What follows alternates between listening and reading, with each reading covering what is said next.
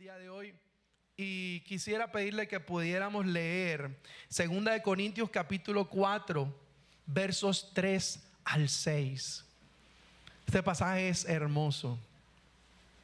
Pablo hablando de su ministerio, de su proclamación del evangelio. Y mira lo que él dice en el versículo 3. Quisiera que pudiera tenerlo allí. Ok. Y que todos podamos leer. ¿De acuerdo? Vamos a leerlo. Dice: y si todavía nuestro evangelio está velado, para los que se pierden está velado, en los cuales el Dios de este mundo ha cegado el entendimiento de los incrédulos, para que no vean el resplandor del evangelio de la gloria de Cristo, que es la imagen de Dios. Porque no nos predicamos a nosotros mismos, sino a Cristo Jesús como Señor, y a nosotros como siervos de ustedes por amor de Jesús. Pues Dios, que dijo: de las tinieblas resplandecerá la luz, es el que ha resplandecido en nuestros corazones, para iluminación del conocimiento de la gloria de Dios en el rostro de Cristo. Amén. Puedes cerrar tus ojos y puedes orar en esta mañana y pedirle al Señor, Padre, como cantamos, Señor, pidiéndote, Señor, que ilumines, Señor, que hagas la luz, Señor. Tú en el Génesis, Señor, hiciste la luz, Señor, y sin ella, Señor, nada más pudo ser hecho, Señor. Padre, y tu palabra dice, como decía Lucho, Señor, que tú eres la luz del mundo, Señor, que el que te sigue no anda en tinieblas. Señor, por tanto, Señor, te rogamos que puedas iluminar en esta mañana nuestros corazones, Señor, nuestras vidas, nuestras mentes. Señor, que podamos ver la gloria de Dios en tu rostro, Señor, y podamos ser afirmados en ti, Señor, nuestro Salvador, nuestro libertador, Señor, en el nombre de Jesús. Amén y amén.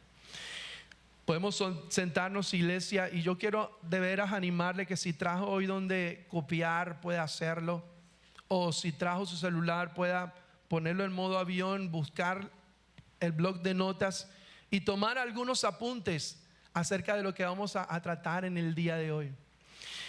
Nosotros estamos en un tiempo en el cual tenemos acceso a la información de una manera muy, muy rápida, ¿no? Hace muchos años enterarnos de una guerra por allá en el Medio Oriente hubiera tomado el tiempo que hubiera llegado el cable, por eso se dicen noticias de cable, que hubiera llegado, ¿verdad?, la información. Pero hoy podemos ver y podemos ser testigos de las luchas, ¿no?, de las guerras. ¿Cuántos han presenciado la guerra que comenzó allá en Rusia hace algún tiempo y ahora en el Medio Oriente? Y vemos cómo las personas encarnizadamente luchan por un terreno, por un territorio, por ocuparlo o por mantenerlo, ¿verdad? Pero esas luchas, esas guerras, aunque nos parezcan asombrosas, no son nada comparado con la lucha que se establece entre la verdad y el error. Esa lucha es más importante que las peleas por una tierra, porque tu nacionalidad se perderá el día que tú te mueras. No serás más palestino, israelita, no serás más nada. Pero lo que crees, pero las doctrinas que fundamentan tu mente, tu vida, eso sí tiene mucha diferencia. Andar en el error hará que tu vida en esta tierra sea infructuosa. Andar en la verdad hará que tu vida en esta tierra valga la pena y que en la eternidad puedas gozar con el Señor. Así que esa lucha es más importante. Y al hablar de la reforma, ¿verdad?, que es el tema de hoy, si de pronto no viste en las redes, hoy vamos a hablar acerca de ese evento histórico de la reforma. Al hablar de la reforma tenemos que hablar precisamente de esa guerra entre la luz y las tinieblas, entre la verdad y el error. Y a pesar de que yo voy a hablar de algunas cosas históricas, yo quiero que usted tenga en cuenta cuál va a ser el corazón de lo que vamos a compartir. Y cuál es el corazón de la reforma, para que así sea que usted no se acuerde ni en qué año fue. Bueno, no se le va a olvidar que es el 31 de octubre que se celebra, ¿no? Por algo. Pero así si usted se olvide los nombres de algunos reformadores, que no voy a decir muchos tampoco. Yo quiero que usted saque el celular ahora, saque su cuaderno de notas y quiero que anotes esta pregunta. Vamos. La pregunta es: ¿cómo es posible que un hombre pecador como yo, o una mujer pecador como usted, pecadora, se acerque a un Dios santo?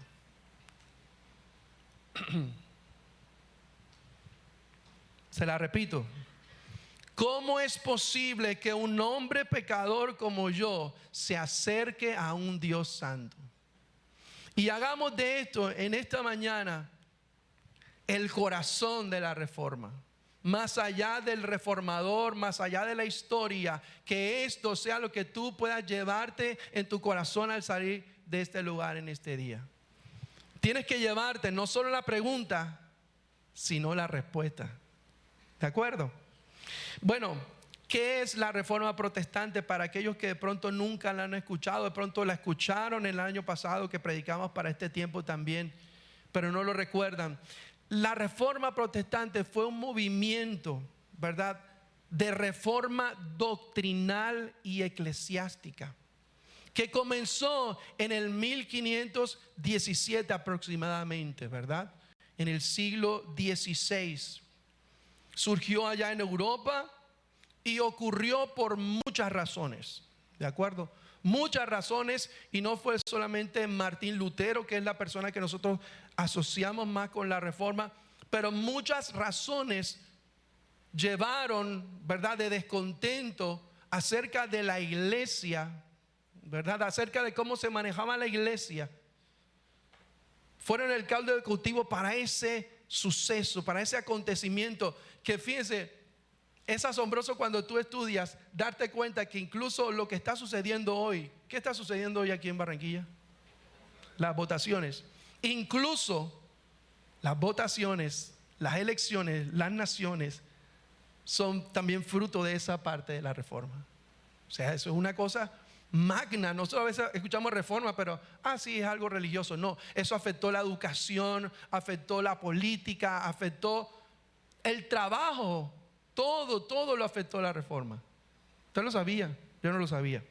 Pero bueno, muchas razones, pero vamos a hacer como dos categorías de razones principales que llevaron a la reforma, a impulsar una reforma.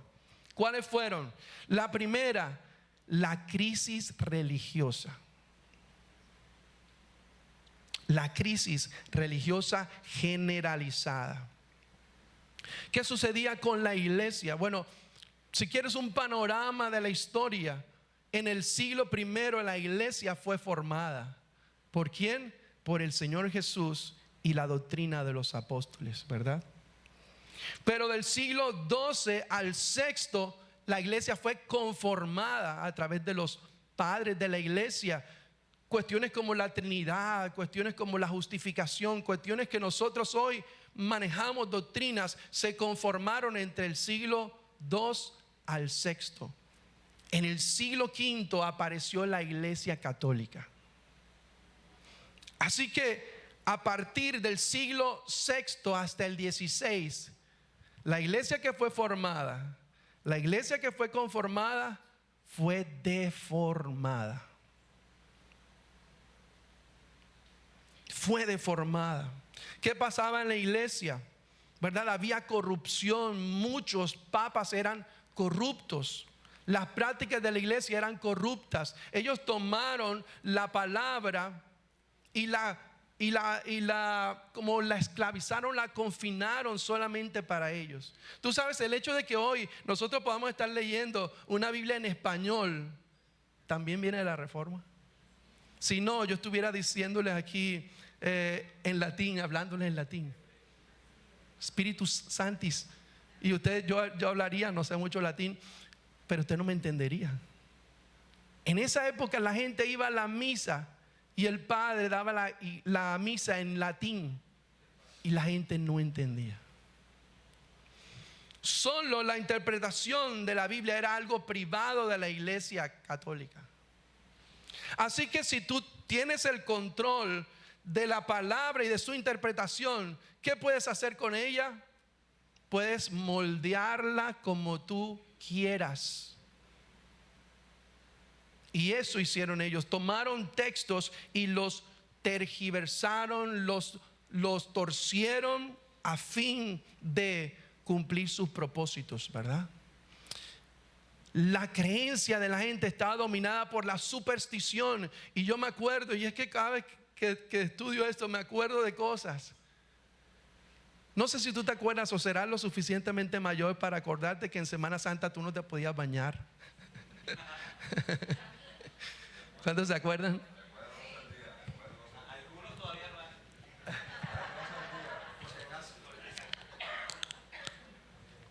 Ni en Semana Santa ni otros días. ¿Por qué? Porque había superstición, ¿verdad? No puedes hacer esto, no puedes hacer aquello. Bueno, imagínense, eso fue solamente en el tema del pescado. No puedes comer carne. Si cortas un árbol, estás cortando los brazos de Cristo. ¿Qué era eso? Supersticiones. Bueno, imagínense en esa época. Bueno, allá en esa época, en la Edad Media, era aún mayor. Todo era superstición. Porque donde no está la palabra, todo lo que queda es imaginaciones nuestras y supersticiones, ¿verdad? No está la verdad.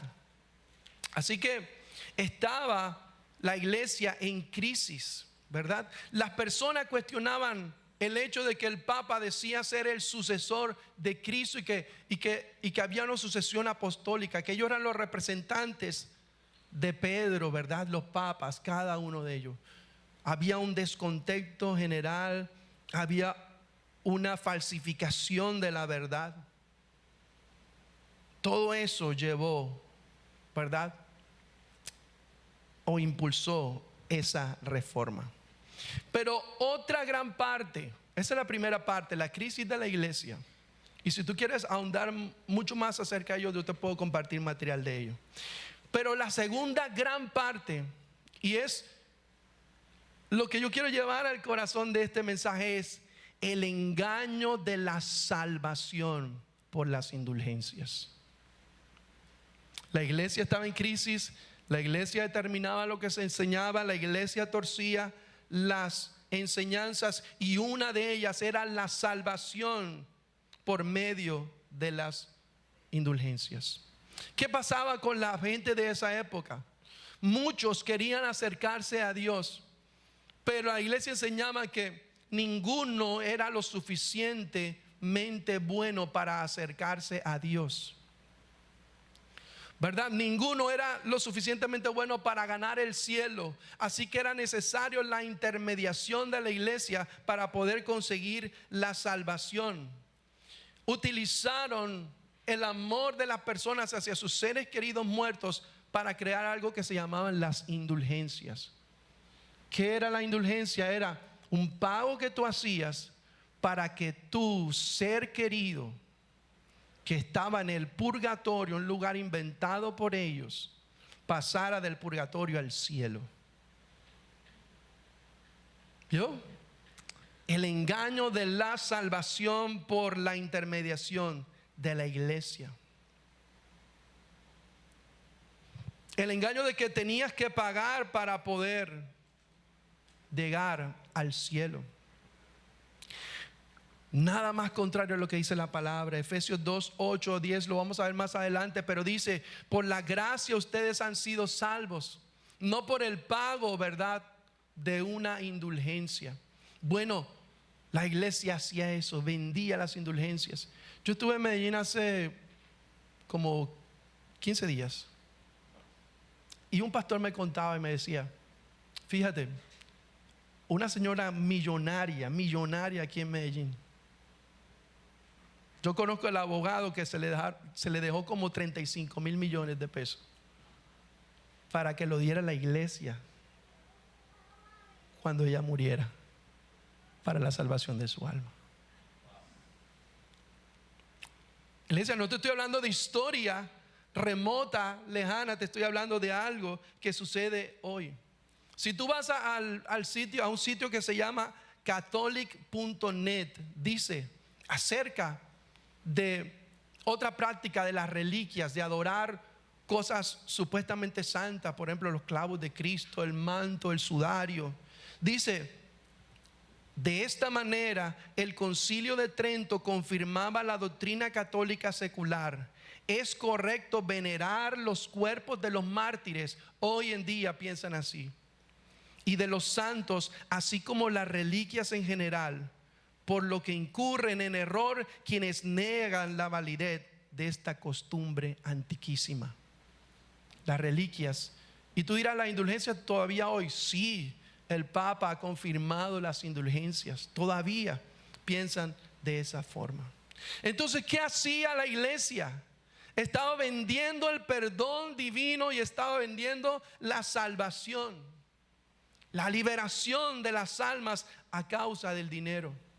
Y es allí donde entra un personaje que Dios usó, que es Martín Lutero. ¿Por qué celebramos el mes de la Reforma y el día de la Biblia el 31 de octubre? Porque el 31 de octubre de 1517, este hombre, Martín Lutero, que fue un sacerdote, un teólogo, un maestro en la universidad, viendo esto, escribió lo que se llaman las 95 tesis, ¿verdad? Los puntos que él invitaba a discutir. Él no tenía la intención de formar una reforma que nos afectaría hoy a nosotros, sino él quería discutir estos puntos. Él era un académico. Quiero discutir estos puntos públicamente. Los colocó en la puerta de la iglesia, un lugar donde se colocaban los boletines, ¿verdad? Y esto causó un revuelo en la iglesia, ¿verdad? Pero no solamente Martín Lutero, ¿verdad? Dios levantó a muchos otros hombres durante este periodo que buscaban una reforma, ¿verdad? Un cuestionamiento, un cambio acerca del entendimiento de la salvación del hombre que la iglesia católica deformó. Así que, iglesia, yo puedo ver, Martín Lutero es uno, Juan Calvino, John Knox. Por eso yo le dije, de pronto no se va a olvidar, no se va a acordar de ninguno de los nombres. Pero miren, estos hombres que Dios utilizó en esa época, ellos no inventaron nada. Ellos no innovaron nada. ¿Sabe qué fue lo que hizo Dios a través de esos hombres? Traer a la luz, revelar, destapar lo que estaba oculto, el mensaje, el único mensaje que puede salvar al hombre. Y ese mensaje es el evangelio. Amén. Si algo tienes que recordar, y volvamos a la pregunta. ¿Cuál fue la pregunta que te coloqué al principio que anotaras? No la entendí, pero yo creo que esa es la pregunta.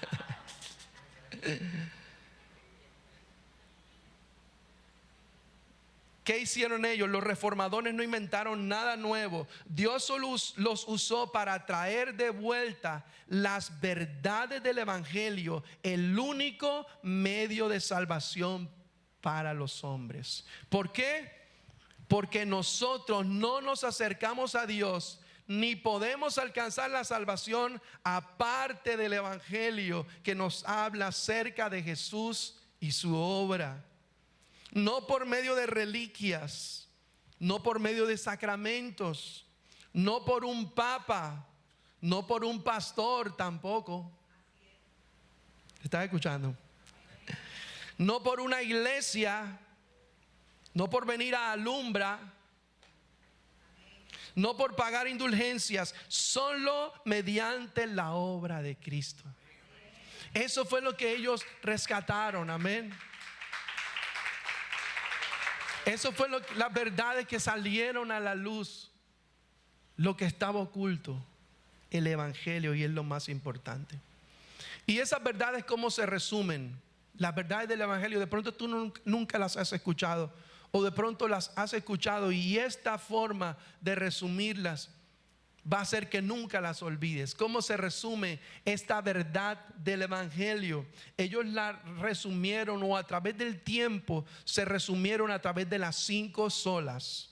Y 5 solas no son 5 hermanas que están sin casarse en la iglesia. Porque así de pronto pregunto, ¿cuáles son las 5 solas? No, las hermanitas que están ahí. No. ¿Quién se atreve a decirnos cuáles son las 5 solas? Mira ahí. Está facilito. Vamos a decirlo todos y vamos a anotarla. Primero, sola escritura o solo la escritura. La segunda, sola gratia, que significa solo gracia o solo por gracia. Sola fide, que significa solo fe. Solus Christus, que significa solo Cristo. Y soli Deo gloria. ¿Qué son estas? Un resumen del evangelio, ¿verdad? Son los 5 puntos principales de la doctrina de la salvación. Son el corazón de la teología reformada, que se llama, y lo que la diferencia de la teología católica. De pronto, si alguien te pregunta, pero yo también estoy en la iglesia, ¿cuál es la diferencia entre tu teología y la mía? La diferencia es solo. Para el catolicismo es y, pero para nosotros es solo. Te lo explico. Para el catolicismo es escritura y tradición. Para nosotros es solo escritura. Para el catolicismo es solo gracia y las obras, pero para nosotros es solo gracia. ¿Ya ves la importancia? Solo, las 5 solas son principios innegociables para el creyente. Yo quiero que tú dejes que esto llegue full a tu corazón. Son cosas que no podemos negociar para con los demás ni en nosotros mismos, ¿verdad? Hay una frase de Miguel Núñez que dice lo siguiente: la fortaleza de una iglesia depende de las verdades que la sustentan. Y de ahí que toda iglesia bíblica necesite no solo abrazar estos principios, sino también proclamarlos de una manera que garantice que todos sean pasados a la próxima generación. No podemos negociar la verdad del evangelio expresada en esas 5 solas. Y a manera de que podamos recordarlo aún mejor, Cristian, tú tienes un gráfico por allí, ¿verdad? De esas, y pensemos en las 5 solas como ese edificio, cuya estructura o cuyo fundamento principal, ¿cuál es? Sola escritura. Es el fundamento para nuestra fe. Así que alguien dijo esto: la única verdadera reforma es aquella que emana solamente de la palabra de Dios. Si no hubiera sido por la escritura, no hubiera reforma. Y hermanos, si no está la escritura como el fundamento de tu vida se irá a la destrucción. Es el fundamento. ¿Qué significa o qué quiere decir esto de sola escritura? Puedes anotarlo, aunque voy a hacer rápido, más bien grábalo. Dice, sola escritura significa que al ser la palabra inspirada por Dios, es inerrante, suficiente y la máxima autoridad para la iglesia. ¿Qué decía o qué dice hoy la Iglesia Católica? Que la palabra no es superior a la tradición, sino que tiene que haber un balance entre la autoridad de la palabra, lo que enseña la iglesia y las tradiciones. ¿Estás escuchando? Pero solo escritura significa que solo esta palabra y no la palabra de un hombre, del Papa, es inspirada por Dios. No la palabra que yo digo es inspirada por Dios, solo la escritura es inspirada por Dios, por tanto no se equivoca. Es inerrante. Y al ser inerrante es suficiente, y eso quiere decir la palabra es todo lo que nosotros necesitamos para vivir una vida que agrade a Dios. ¿Vivimos en consecuencia de eso? Leemos la palabra, creemos la palabra, obedecemos la palabra, porque no solamente decirlo, la palabra es suficiente para nosotros y es la máxima autoridad de la iglesia. Ninguna conciencia puede ser obligada a hacer algo que esté por fuera de la palabra de Dios, sea en la iglesia católica, sea en la iglesia alumbra. ¿Cuál es la máxima autoridad? Su palabra. La máxima autoridad. Segunda de Timoteo, veamos unos versículos que nos lo recuerdan y nos los afirman. Segunda de Timoteo 3, 16 y 17. Nos lo dice, puedes leerlo, toda escritura es inspirada por Dios y útil para enseñar, para reprender, para corregir, para instruir en justicia, a fin de que el hombre de Dios sea perfecto, es decir, maduro, equipado para toda buena obra. Amén. Solo la escritura. Segunda de Pedro 1:21 también nos dice, pues ninguna profecía refiriéndose a la palabra fue dada jamás por un acto de voluntad humana, sino que los hombres, inspirados ¿por quién? Por el Espíritu Santo, hablaron de parte de Dios. Amén. Yo creo que lo que se dio hace 506 años tiene que seguir dándose. Tenemos que volver al fundamento de la escritura, porque sin darnos cuenta muchas veces nosotros también nos desviamos de ese fundamento. ¿Has visto iglesias donde la autoridad máxima no es la palabra, sino lo que determina el mensaje es el humanismo?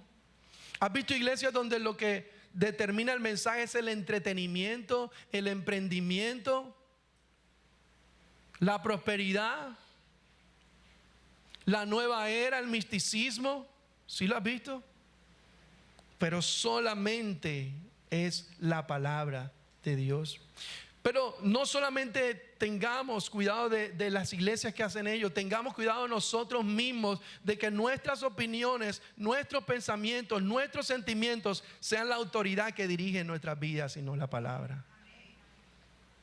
Solo la palabra puede dirigir nuestro paso y no equivocarnos. Si tomamos decisiones por sentimientos, por opiniones, vamos a equivocarnos, pero la palabra es inerrante y suficiente para que vivamos por ella. Amén. Recordemos la pregunta inicial. ¿Cómo era la pregunta inicial? A ver.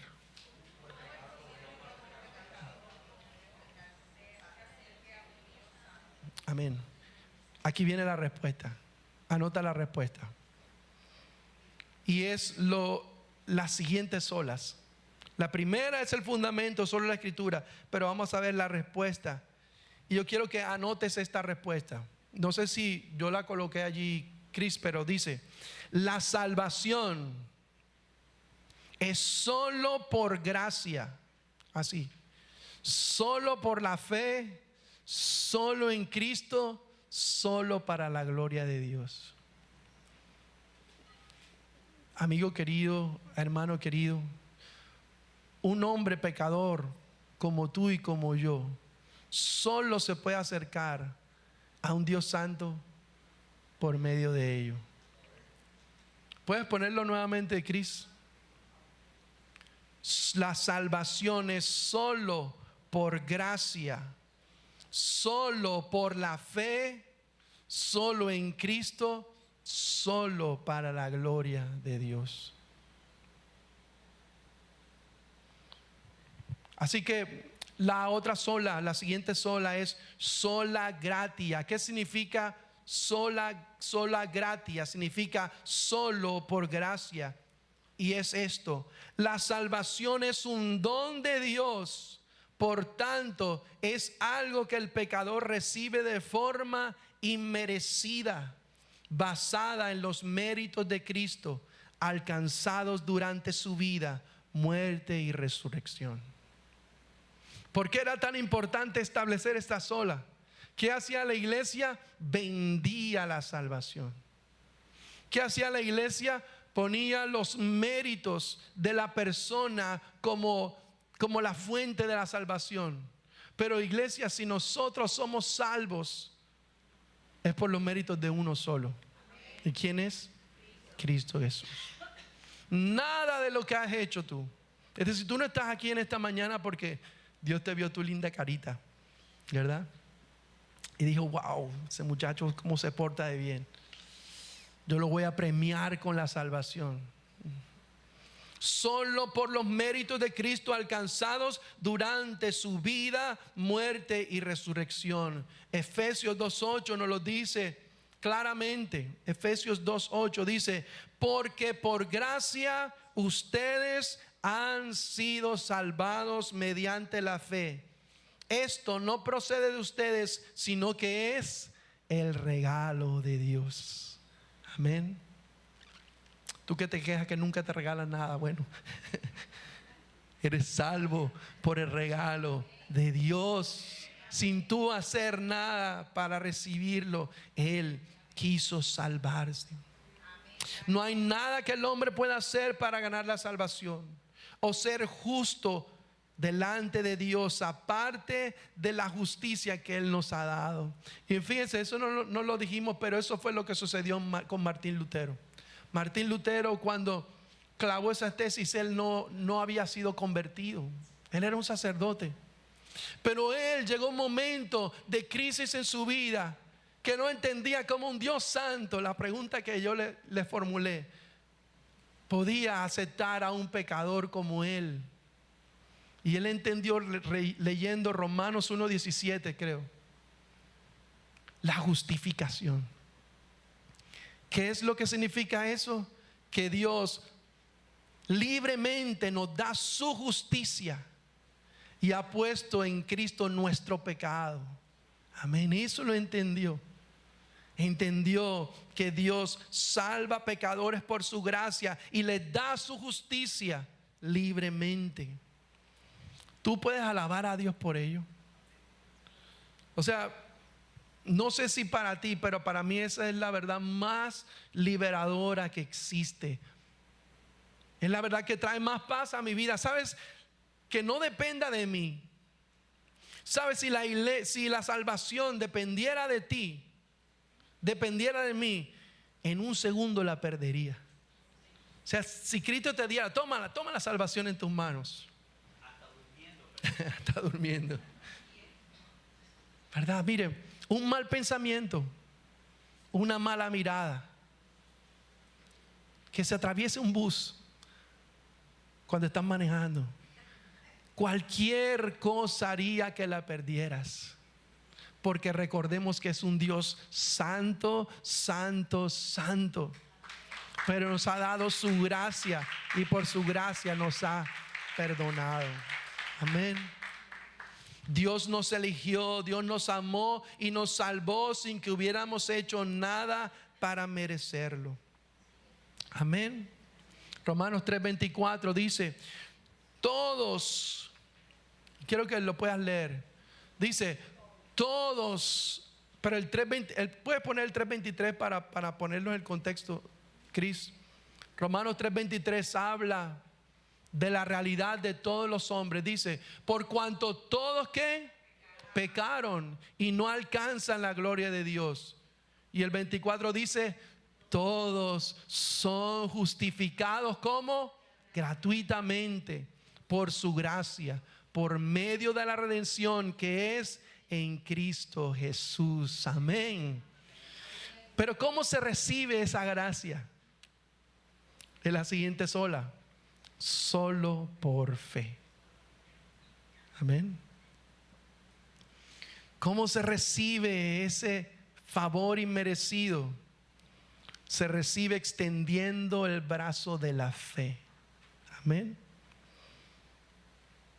¿Qué significa sola fide o solo por fe? Significa la salvación solo puede ser recibida cuando ponemos nuestra fe en aquel que murió por nosotros, excluyendo la posibilidad de obras que puedan contribuir. Amén. Dios nos ha hecho salvos por su gracia, pero solo a través de la fe podemos alcanzar ese beneficio para nuestras vidas. Pero esto no quiere decir que entonces nosotros somos los responsables de nuestra salvación porque tuvimos fe. No, la fe que nos da salvación es puesta por Él mismo también. Amén. Miren, un teólogo llamado A.W. Pink dijo lo siguiente: la fe no es la base ni la sustancia de nuestra justificación. Es decir, yo no soy justo porque yo creí, tuve fe en la fe, sino simplemente la mano que recibe el don divino que se nos trae en el Evangelio.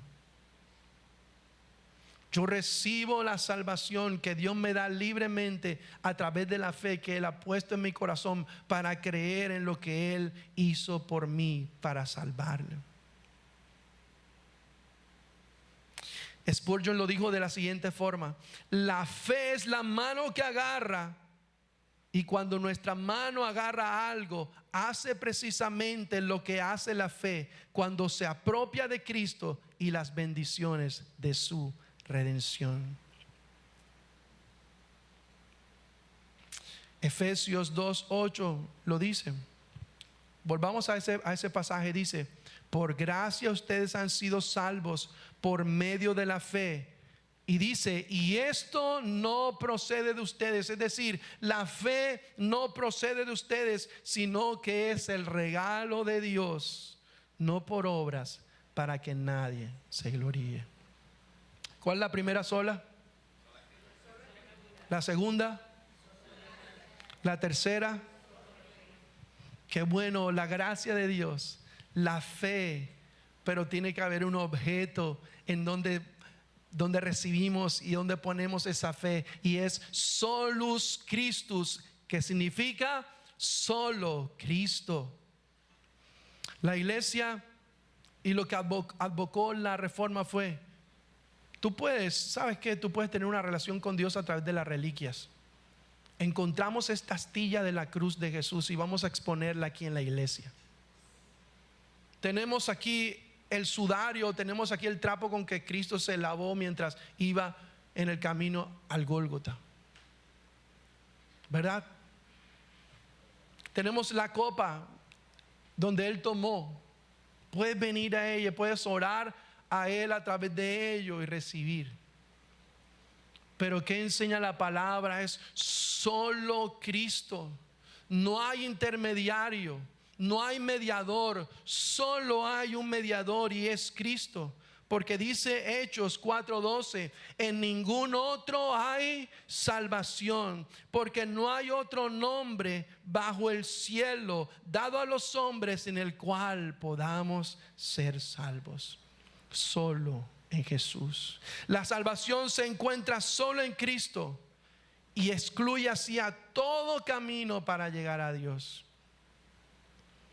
Es verdad, todos los caminos llegan a Roma, pero no todos los caminos llegan al Padre. Solo Cristo es el camino al Padre. Amén. Hay un himno muy hermoso contemporáneo de unos esposos apellido Getty, y yo quisiera que la estrofa de este himno nos ayuda a ilustrar esa verdad de solo Cristo, ¿verdad? Miren cómo dice, yo quiero que tú la escuches. Dice: solo en Jesús, Hijo de Dios, quien se humilló por nuestro bien, Cordero de mi salvación, por este mundo herido fue. En una cruz fue a morir y Dios mostró su gracia allí. Pues mi pecado Él llevó, en su aflicción vida me dio. En un sepulcro Él yació, el cuerpo inerte de Jesús. Mas al tercer día llegó, resucitó en gloriosa luz. Y al triunfar sobre el mal, perdió el pecado potestad. De Él suyo soy, Él mío es, pues con su sangre me compró. Amén. Solo en Jesús.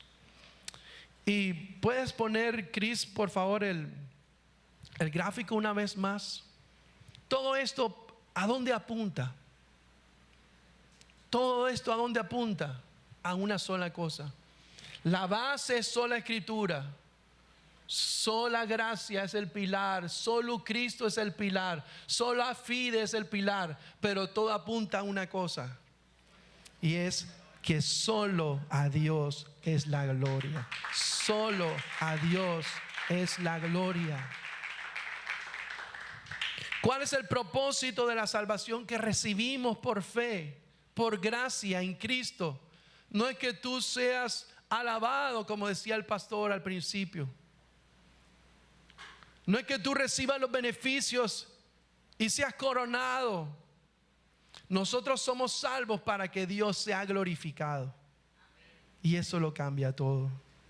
El propósito de la salvación que recibimos es glorificar a Dios, poner de manifiesto las excelencias o virtudes de su carácter. ¿Recuerda quién éramos nosotros? Éramos pecadores perdidos. Y Él nos salvó simplemente para que Él sea glorificado, para que Él sea exaltado. Y que para que de allí en adelante, iglesia, no seamos salvos simplemente para ir al cielo, sino que seamos salvos para vivir cada día, escúchame bien, para la gloria de aquel que nos salvó.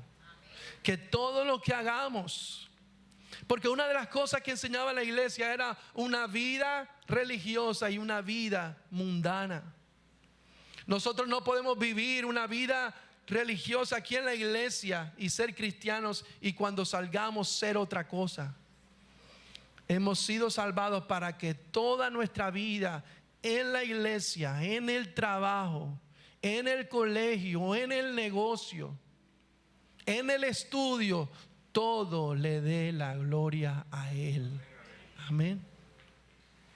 Podemos volver, terminando este mensaje a donde comenzamos.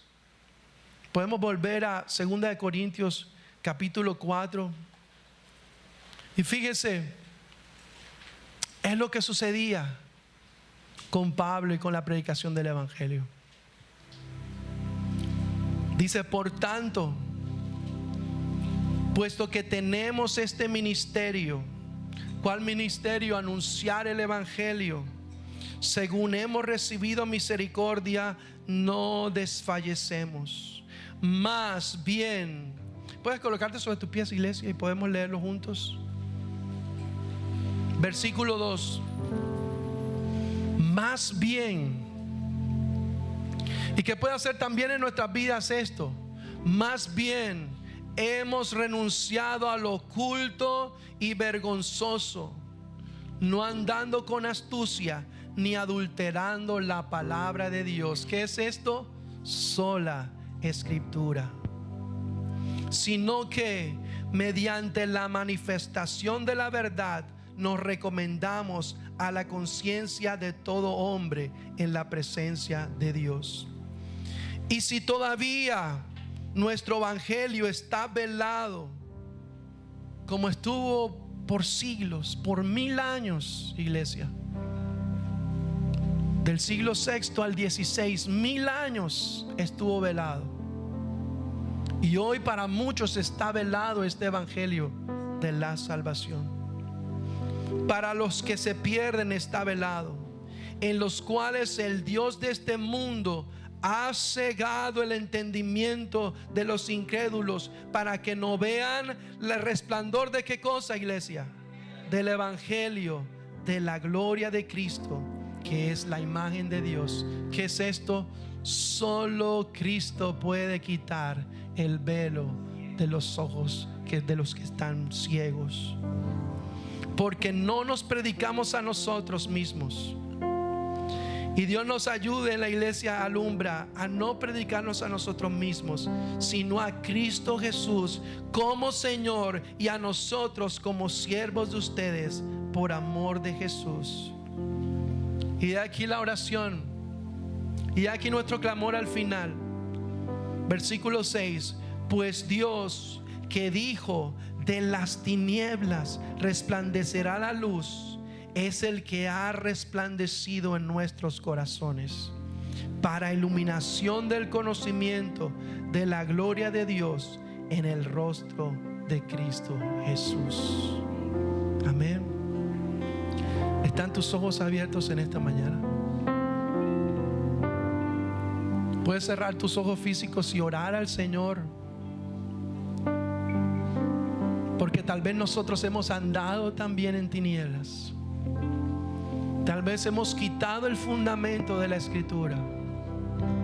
Tal vez hemos confiado más en nosotros y en nuestra obra que en la obra de Cristo. Tal vez no hemos creído en el don de Dios. Y tal vez estamos viviendo hoy no precisamente para la gloria de Dios, sino para la nuestra. Podemos orar en este momento y tomar estos minutos para meditar en lo que hemos escuchado y decirle: Señor bendito Dios, tú que mandaste que de las tinieblas, Señor, resplandeciese la luz. Señor, abre nuestros ojos, abre los ojos de todos los que estamos aquí, Señor. Que se quiten, Señor, las tinieblas y las vendas de nuestros ojos, y podamos ver al único Salvador, y podamos ver a Cristo y contemplar la gloria de Dios por medio de Él. Porque solo un pecador como yo puede acercarse a un Dios santo como tú por medio de Cristo, Señor. Te doy gracias, Señor bendito.